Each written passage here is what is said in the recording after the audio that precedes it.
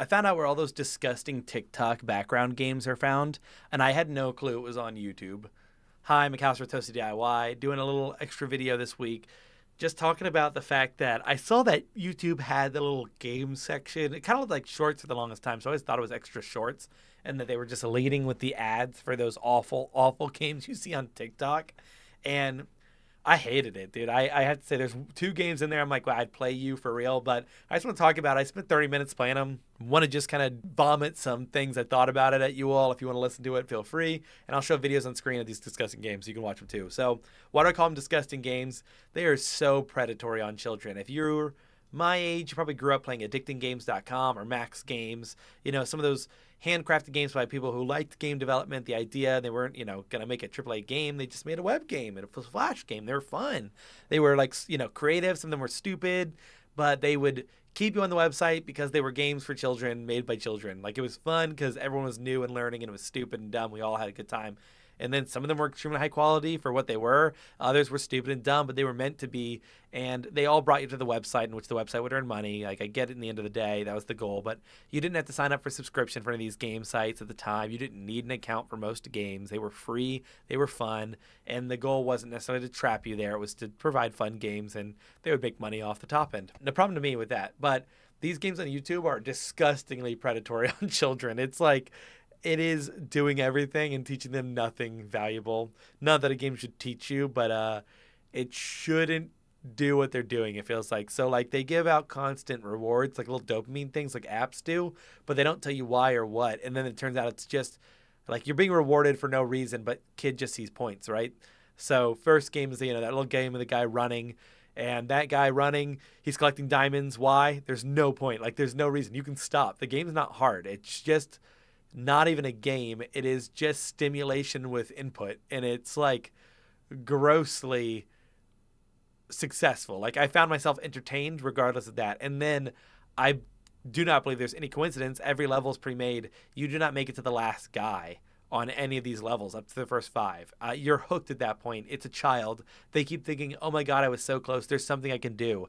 There's no difficulty to the map. You have to take the negatives. So there's nothing you can do to get around it. Maybe there is something, don't get me wrong, but I played it just for a few moments and the kid's going to take a while to figure out any sort of loophole.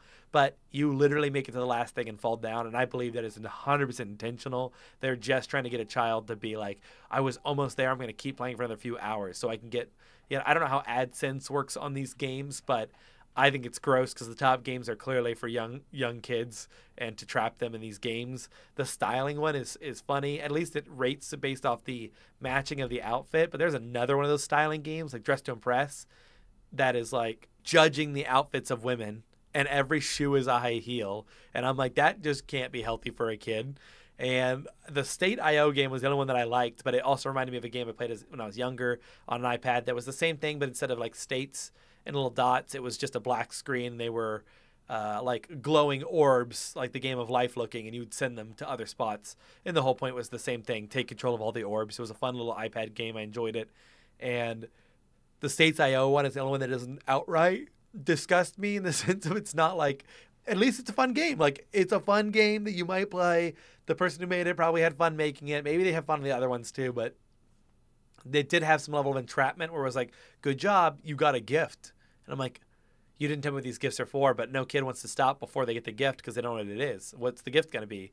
And I don't like that. It's still definitely marketed in that grimy, appy habit enforcement way, but whatever.